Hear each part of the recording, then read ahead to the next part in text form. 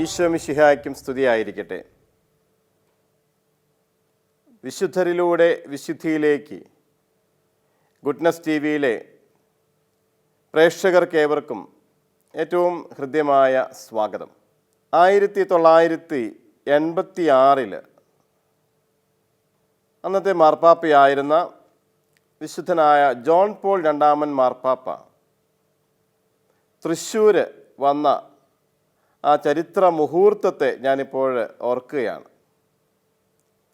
അന്ന് ഞങ്ങളൊക്കെ ഞങ്ങളുടെ തത്വശാസ്ത്ര പഠനത്തിൽ ആലുവായിലായിരുന്നു.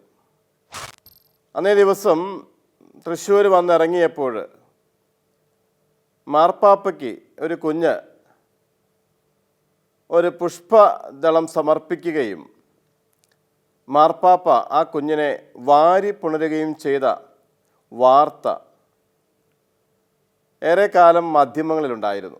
പിന്നീട് അന്ന് മാർപ്പാപ്പയ്ക്ക് പുഷ്പഹാരം സമർപ്പിക്കാനായി നിയോഗിക്കപ്പെട്ട ആ കുഞ്ഞ്, മാർപ്പാപ്പയുടെ വാത്സല്യവും പരിലാളനയും ഏറ്റുവാങ്ങിയ ആ കുഞ്ഞ് ഒരു വൈദികനായി അഭിഷിക്തനായി എന്നുള്ളത് ഒരു വലിയ ഒരു ചരിത്ര സംഭവമായിട്ട് തന്നെയാണ് മാധ്യമങ്ങൾ, പ്രത്യേകിച്ച് ക്രൈസ്തവ മാധ്യമങ്ങൾ ആഘോഷിച്ചത്.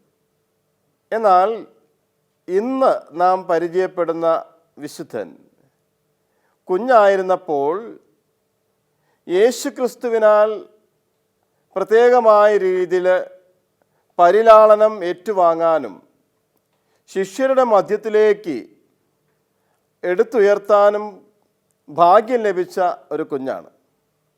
അത് വേറെ ആരുമല്ല, വിശുദ്ധ ഇഗ്നേഷ്യസ് ഓഫ് അന്ത്യോക്ക്, അന്ത്യോക്യായിലെ രണ്ടാമത്തെ മെത്രാനായിരുന്ന വിശുദ്ധ ഇഗ്നേഷ്യസ് ആണ്.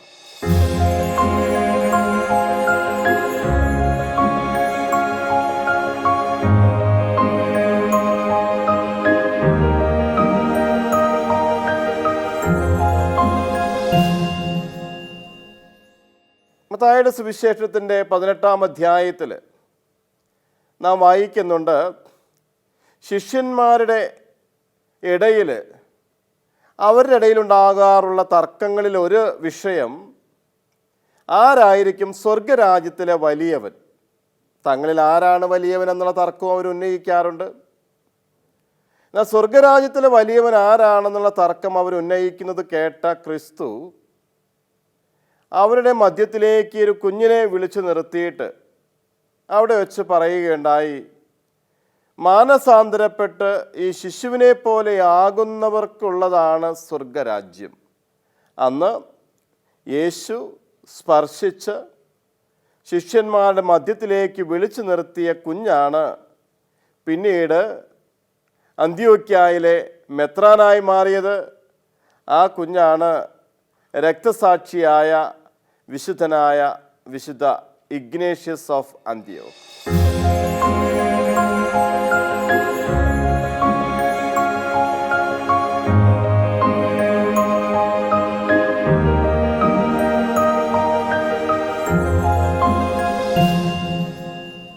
ആദിമസഭ മതമർദ്ദനത്തിലൂടെ കടന്നുപോയ ഒരു കാലഘട്ടം നമുക്കൊക്കെ അറിയാം. ക്രിസ്തുവിന് ശേഷം 3 നൂറ്റാണ്ടുകൾ മതമർദ്ദനത്തിൻ്റെ കാലഘട്ടം തന്നെയായിരുന്നു. ആ മതമർദ്ദനത്തിൻ്റെ കാലഘട്ടത്തിൽ റോമിന് പുറത്ത് പല സ്ഥലങ്ങളിലും അപ്പസ്തോലന്മാരുടെ പ്രേക്ഷിത പ്രവർത്തന ഫലമായി വിവിധ സഭാസമൂഹങ്ങൾ രൂപീകരിക്കപ്പെടുന്ന സാഹചര്യമുണ്ടായിരുന്നു. അങ്ങനെയാണ് ജെറൂസലേമിന് പുറത്ത് അന്ത്യോക്യായിലും അർമേനിയയിലും കോൺസ്റ്റാന്റിനോപ്പിളിലൊക്കെ വിവിധ സഭാസമൂഹങ്ങൾ, വിശ്വാസി സമൂഹങ്ങൾ ഉടലെടുത്തത്. അങ്ങനെ റോമിൽ നിന്ന് മതമർദ്ദനത്തിൽ നിന്ന് രക്ഷപ്പെട്ട് ഓടിയ വിശ്വാസി സമൂഹം വസിച്ചിരുന്ന അന്ത്യോക്യായിലെ ആദ്യത്തെ മെത്രാൻ എവോദിയൂസ് ആയിരുന്നു എന്നാണ് ചരിത്രത്തിൽ നമ്മൾ മനസ്സിലാക്കുക. ആ മെത്രാൻ്റെ മരണശേഷം വിശുദ്ധ പത്രോസ്ലീഹ തന്നെയാണ് വിശുദ്ധ ഇഗ്നേഷ്യസിനെ അന്ത്യോക്യായിലെ മെത്രാനാക്കി മാറ്റുന്നത്. അപ്പോൾ റോമിലെ മതമർദ്ദനം രക്ഷപ്പെട്ട് എത്തിച്ചേർന്ന ക്രൈസ്തവ വിശ്വാസി സമൂഹത്തെ ഒരുമിച്ച് കൂട്ടി വിശ്വാസത്തിൽ നയിക്കാനുള്ള ആത്മീയ നേതൃത്വം ഏറ്റെടുത്ത മെത്രാനായിരുന്നു വിശുദ്ധ ഇഗ്നേഷ്യസ്.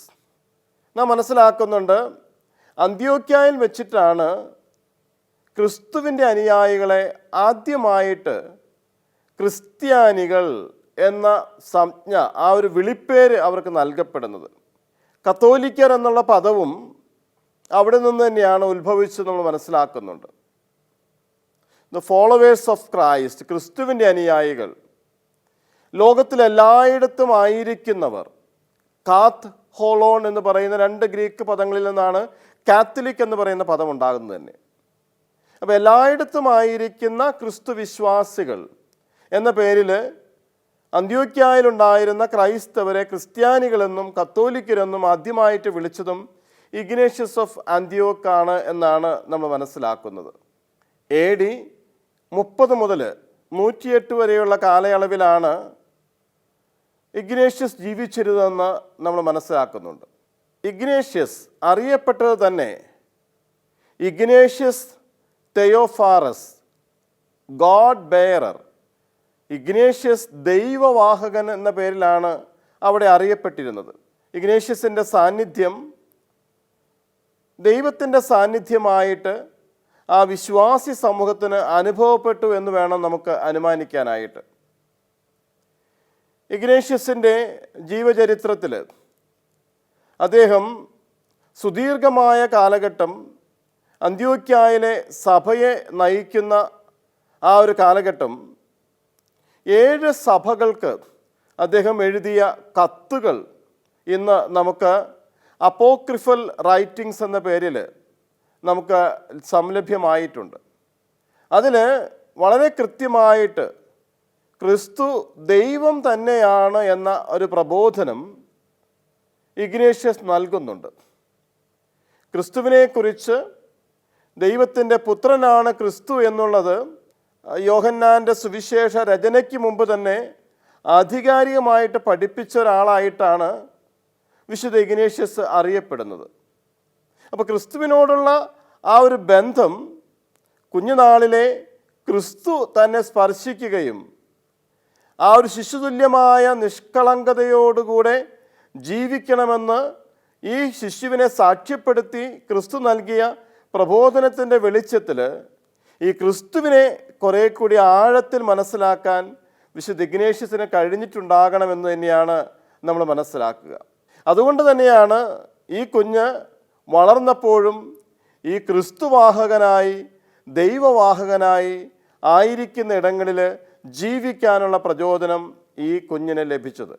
പിന്നീട് നമ്മൾ മനസ്സിലാക്കുന്നുണ്ട്, ട്രാജൻ ചക്രവർത്തി റോമാ സാമ്രാജ്യം ഭരിക്കുന്ന സമയത്ത് അന്ത്യോക്യായിലെ മെത്രാനായിരുന്ന ഇഗ്നേഷ്യസിനെ പിടികൂടുകയും സത്യദൈവത്തിലുള്ള വിശ്വാസം തള്ളിപ്പറഞ്ഞ് ജൂപ്പിറ്റർ ദേവന് ആരാധിക്കാനും ജൂപ്പിറ്ററിനെ സ്വീകരിക്കാനും തയ്യാറാകണമെന്ന് നിഷ്കർഷിച്ചപ്പോൾ സധൈര്യം ചക്രവർത്തിയുടെ കൽപ്പനയ്ക്കെതിരെ ഏകസത്യ ദൈവമായ പിതാവായ ദൈവത്തെയും പുത്രനായ ക്രിസ്തുവിനെയും പരിശുദ്ധാത്മാവിനെയും മാത്രം അംഗീകരിച്ചുകൊണ്ട് ജീവിക്കുകയാണ് തൻ്റെ ജീവിതത്തിൻ്റെ പരിപൂർണതയ്ക്ക് ഏറ്റവും അത്യാവശ്യമെന്ന് തിരിച്ചറിഞ്ഞുകൊണ്ട് ചക്രവർത്തിയുടെ ഭീഷണികളെ തള്ളിക്കളഞ്ഞ മെത്രാനായിരുന്നു വിശുദ്ധ ഇഗ്നേഷ്യസ്.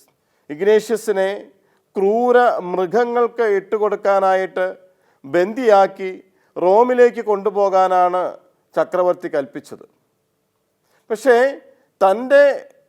തന്നെ അണിയിച്ച കൈവിലങ്ങുകൾ അത് ദൈവം തനിക്ക് നൽകിയ അംഗീകാരങ്ങളാണെന്നും അത് പുഷ്പമാലങ്ങളാണെന്നും പറഞ്ഞുകൊണ്ട് സന്തോഷത്തോടെ സ്വീകരിക്കുകയും ക്രൂര മൃഗങ്ങൾക്ക് തന്നെ ഇട്ടുകൊടുക്കുമെന്നറിഞ്ഞപ്പോൾ അതിസന്തോഷത്തോടു കൂടെ തന്നെ ആ സഹനങ്ങളെ സ്വീകരിക്കാൻ തയ്യാറാണ് എന്ന് ഉച്ചൈസ്തരം വിളിച്ചു പറയുകയും ചെയ്ത ഒരു ജീവിത ശൈലി അദ്ദേഹത്തിന് ആ കാലഘട്ടത്തിലും സ്വന്തമായിരുന്നു.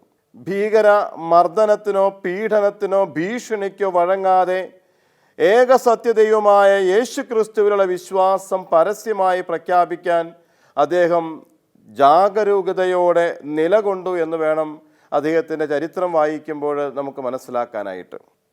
അദ്ദേഹം എഴുതിയ 7 കത്തുകൾ, പൗലോസ്ലീഹ എഴുതിയ ലേഖനങ്ങൾ, 13 ലേഖനങ്ങൾ നമുക്കറിയാം. എന്നാൽ അന്ത്യോക്യായിലെ മെത്രാനായിരുന്ന ഇഗ്നേഷ്യസിൻ്റെ ലേഖനങ്ങൾ അപ്പോക്രിഫൽ റൈറ്റിങ്സ് ആയിട്ടാണ് സഭ കണക്കാക്കുക. അതിൽ വളരെ കൃത്യമായ രീതിയിൽ സഭാശാസ്ത്രത്തെക്കുറിച്ച്, ക്രിസ്തുവിജ്ഞാനീയത്തെക്കുറിച്ച്, ഇതര മതസ്ഥരോടുള്ള ബന്ധത്തെക്കുറിച്ചൊക്കെയുള്ള വളരെ ശക്തമായ പ്രബോധനങ്ങൾ അദ്ദേഹം നൽകുന്നുണ്ട്. സ്മിർനായിലെ സഭയ്ക്ക് എഴുതിയ പ്രബോധനത്തിൽ മെത്രാന്മാരുടെ ദൗത്യങ്ങൾ എന്താണെന്നും മെത്രാന്മാരെ അനുസരിക്കേണ്ടതിൻ്റെ ആവശ്യകത എന്താണെന്നും മെത്രാനുള്ള സ്ഥലങ്ങളിലാണ് സഭയുള്ളതെന്നൊക്കെ അദ്ദേഹം അന്നേ പറഞ്ഞു വച്ചിട്ടുണ്ട്.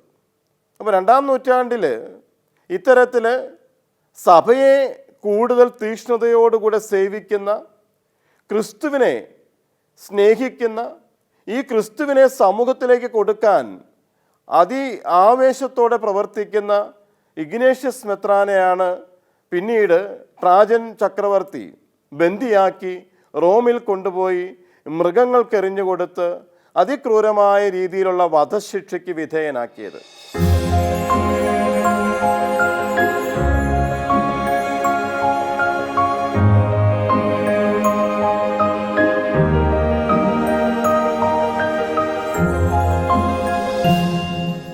ആ വധശിക്ഷ സ്വീകരിക്കുമ്പോൾ ക്രൂരനായ മൃഗങ്ങൾ തൻ്റെ ശരീരം പിച്ചു ചീന്തുമ്പോഴും അദ്ദേഹം സധൈര്യം തൻ്റെ അവസാന ശ്വാസം വരെ യേശുക്രിസ്തുവിനാണ് തൻ്റെ ജീവിതമെന്ന് സധൈര്യം വിളിച്ചു പറഞ്ഞ ഒരു ജീവിതത്തിന് ഉടമയായിട്ടാണ് വിശുദ്ധ ഇഗ്നേഷ്യസ് നമ്മുടെ മുമ്പിൽ നിലകൊള്ളുക.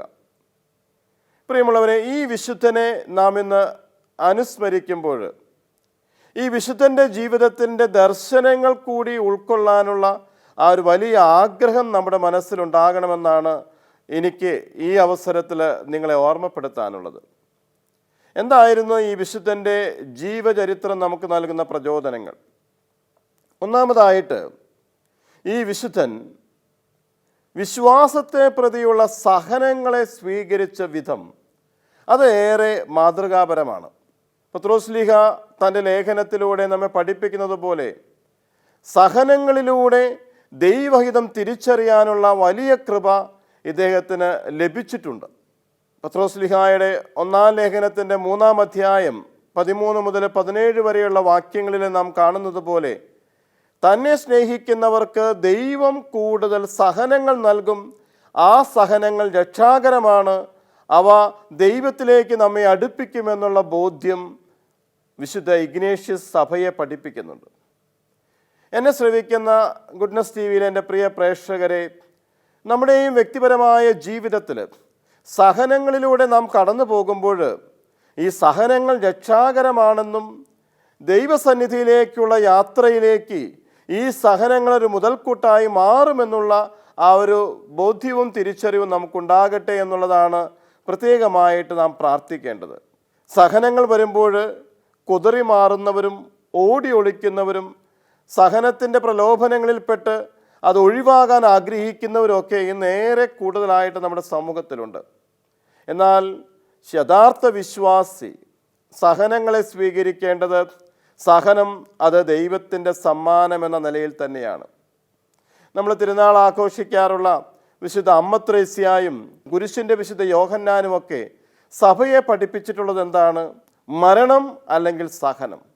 സഹനം വഴിയായി ബാഹ്യ മനുഷ്യൻ ക്ഷയിക്കുന്നുണ്ടെങ്കിലും ആന്തരിക മനുഷ്യൻ അനുദിനം നവീകരിക്കപ്പെടുന്നുണ്ട്, ശക്തിപ്പെടുന്നുണ്ടെന്നൊരു ബോധ്യം നമുക്കുണ്ടാകട്ടെ. അപ്പോൾ സഹനങ്ങളിലൂടെ കടന്നു പോകുമ്പോൾ ഈ സഹനങ്ങൾ അതിലൂടെ ഞാൻ ദൈവരാജ്യത്തിലേക്കുള്ള യാത്ര കൂടുതൽ സുഗമമാക്കുന്നു എന്ന ബോധ്യത്തോടു കൂടെ സ്വീകരിക്കാനായിട്ട് നമുക്ക് കഴിയണം. നമ്മുടെ നാടിൻ്റെ വിശുദ്ധയായിട്ടുള്ള വിശുദ്ധ അൽഫോൻസ സഹനങ്ങളെ സ്വീകരിച്ച വിധം നമുക്കൊക്കെ അറിയാം. ആ സഹനങ്ങളുടെ മധ്യേ ദൈവം എന്നെ സന്ദർശിക്കുന്നു എന്നുള്ള ആ ഒരു വലിയ വിശ്വാസത്തോടും ബോധ്യത്തോടും കൂടെ സഹനങ്ങൾ ഏറ്റെടുക്കാൻ വിശുദ്ധ ഇഗ്നേഷ്യസിനെ പോലെ നമുക്കും സാധിക്കട്ടെ. രണ്ടാമതായിട്ട് വിശുദ്ധ ഇഗ്നേഷ്യസ് നമുക്ക് നൽകുന്ന പ്രചോദനം, ജീവൻ കൊടുത്തും സ്നേഹിക്കാൻ തയ്യാറാകണമെന്നുള്ള സന്ദേശമാണ്. യോഹന്നാന്റെ സുവിശേഷം 15-ാം അധ്യായത്തിൽ നാം ശ്രവിക്കുന്ന ക്രിസ്തു പ്രബോധനം നമ്മളോട് പറയുന്നുണ്ട്, സ്നേഹിതർക്ക് വേണ്ടി ജീവൻ ബലി അർപ്പിക്കുന്നതിനേക്കാൾ വലിയ സ്നേഹമില്ല. വിശുദ്ധ ഇഗ്നേഷ്യസിന് യേശു ക്രിസ്തു സ്വന്തമായിരുന്നു, അല്ലെങ്കിൽ ഇഗ്നേഷ്യസിനെ യേശു ക്രിസ്തു സ്വന്തമാക്കിയിരുന്നു. അതുകൊണ്ട് തന്നെ യേശുക്രിസ്തുവിൻ്റെ ദർശനം സ്നേഹിതർക്ക് വേണ്ടി ബലിയർപ്പിക്കുക, സ്വയം ബലിയർപ്പിക്കപ്പെടുക എന്നുള്ള ആ ഒരു വലിയ ദർശനം തൻ്റെ ജീവിതത്തിൽ സ്വീകരിക്കാനായി വിശുദ്ധ ഇഗ്നേഷ്യസിന് യാതൊരു വൈമനസ്യവും ഉണ്ടായില്ല എന്ന് മാത്രമല്ല, സന്തോഷത്തോടു കൂടെ തന്നെ ആ സഹനത്തെ സ്വീകരിക്കുകയായിരുന്നു. അപ്പോൾ ജീവൻ കൊടുക്കുന്ന സ്നേഹം, ആ സ്നേഹത്തിന് ദൈവസന്നിധിയിൽ ഏറെ സ്വീകാര്യതയുണ്ട് എന്ന് ഈ വിശുദ്ധൻ നമ്മെ പഠിപ്പിക്കുകയാണ്. പ്രിയമുള്ളവരെ, ഈ വിശുദ്ധൻ നൽകുന്ന ദർശനത്തിലൂടെ കടന്നു പോകുന്ന നമുക്കും നമ്മുടെ ജീവിതത്തിലും ഈ സഹനത്തിൻ്റെ മുൻപിലും മാത്രമല്ല, മരണത്തിൻ്റെ മുൻപിലും പതറാതെ നിന്ന് ദൈവത്തിൻ്റെ സന്നിധിയിലേക്കുള്ള യാത്ര ഈ മരണത്തിലൂടെ തനിക്ക് കൈവരുന്നു എന്നുള്ള ആ ഒരു ബോധ്യത്തോടുകൂടെ സ്വീകരിക്കാനുള്ള കൃപയ്ക്കായി നമുക്ക് പ്രാർത്ഥിക്കാം. മൂന്നാമതായിട്ട് വിശുദ്ധ ഇഗ്നേഷ്യസ് തന്നെ അണിയിച്ച കൈവിലങ്ങുകളെ പവിഴമാലകളായിട്ടാണ് കണക്കാക്കിയതെന്ന് ചരിത്രം പറയുന്നുണ്ട്.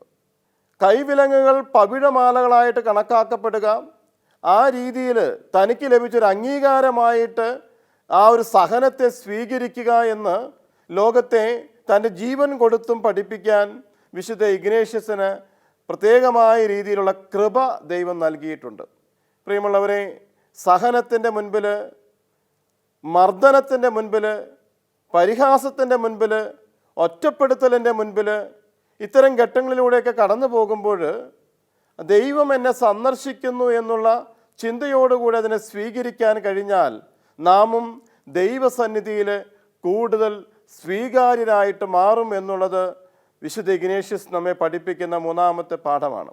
നാലാമതായിട്ട് അദ്ദേഹം തൻ്റെ കത്തുകളിലൂടെ വിശ്വാസി സമൂഹത്തെ സഭയോട് ചേർന്ന് നിൽക്കാൻ, മെത്രാനോട് ചേർന്ന് നിൽക്കാൻ, ദേവാലയത്തോട് ചേർന്ന് നിൽക്കാൻ പ്രത്യേകമായിട്ട് ഉദ്ബോധിപ്പിക്കുന്നുണ്ട്. ഇന്ന് സഭയും സഭാ നേതൃത്വങ്ങളുമൊക്കെ ഏറെ വിമർശിക്കപ്പെടുകയും സമൂഹ മധ്യത്തിൽ അപകീർത്തിക്കപ്പെടുകയും ചെയ്യുന്നൊരു സാഹചര്യത്തിൽ വിശുദ്ധ ഇഗ്നേഷ്യസ് നമ്മിൽ നിന്ന് ആവശ്യപ്പെടുന്നത് സഭയോട് ചേർന്ന് നിന്ന് ദൈവത്തെ മഹത്വപ്പെടുത്തുന്ന മക്കളായിട്ട് നാം മാറണമെന്ന് തന്നെയാണ്. അദ്ദേഹം പറയും, മെത്രാൻ എവിടെയുണ്ടോ അവിടെ സഭയുണ്ട്, സഭ എവിടെയുണ്ടോ അവിടെ ക്രിസ്തുവുണ്ട്.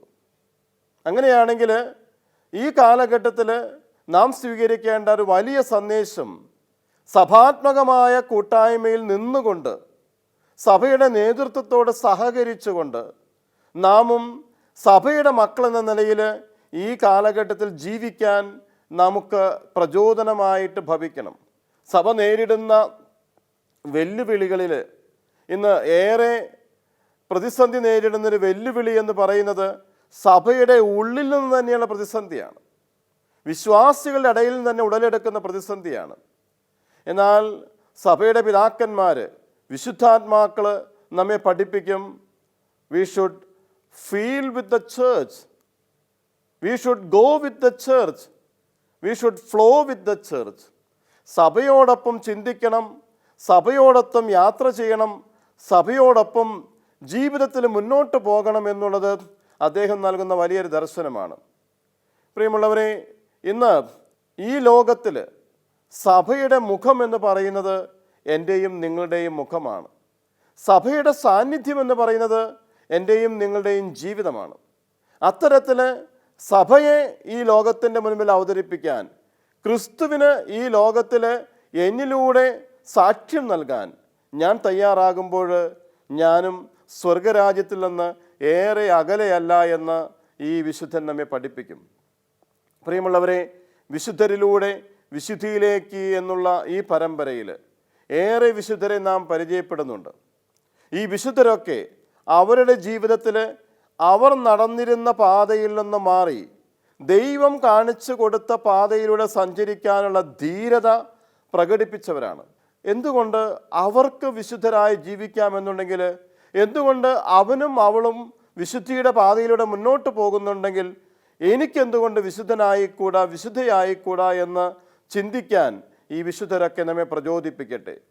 വിശുദ്ധി എന്ന് പറയുന്നത് ഗൗദേത്തെ തെക്സുൽത്താത്തെ ആനന്ദിച്ചാഹ്ലാദിക്കുനെന്ന അപ്പസ്തോലിക പ്രബോധനത്തിൽ ഫ്രാൻസിസ് പാപ്പ പറയുന്നത് പോലെ എനിക്കും നിങ്ങൾക്കും പ്രാപ്യമായ ഒരവസ്ഥയാണ്. നമ്മെ സൃഷ്ടിച്ചപ്പോൾ ദൈവത്തിൻ്റെ മനസ്സിൽ എന്തായിരുന്നുവോ അതായിത്തീരുന്നതാണ് വിശുദ്ധി.